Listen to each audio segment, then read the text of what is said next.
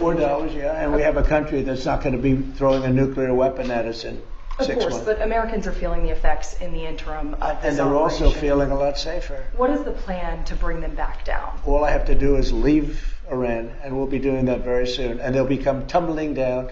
And stock prices were up today almost to a record because they know two things. Number one, we have a safe country. We had to take a little detour because we had a madman named Khomeini who sadly is no longer with us. And we had regime change already. We've knocked out one regime, then we knocked out the second regime. Now we have a group of people that are very different. They're much more reasonable, I think much less radicalized. We have had regime change.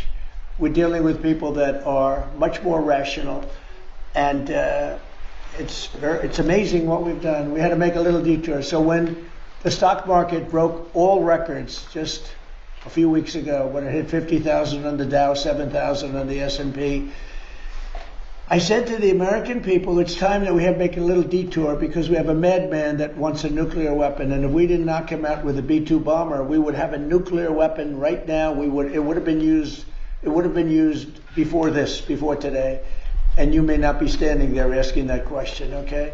So I think we have a country that understands that. I see CNN did a poll and they talked about voters or MAGA voters, and my poll came out at 100%. Nobody covers that poll. They had another poll where it's at 92% approval. I think that the people understand it. We'll be leaving very soon, and if France or some other country wants to get oil or gas, they'll go up through the Strait and Hormuz Strait. They'll go right up there and they'll be able to fend for themselves. I think it'll be very safe, actually, but we have nothing to do with that. What happens with the Strait, we're not going to have anything to do with, because these countries, China will go up and they'll fuel up their beautiful ships and they'll leave and they'll take care of themselves. There's no reason for us to do it. We hit them hard. We got rid of a lot of the radicalized lunatics along the Strait.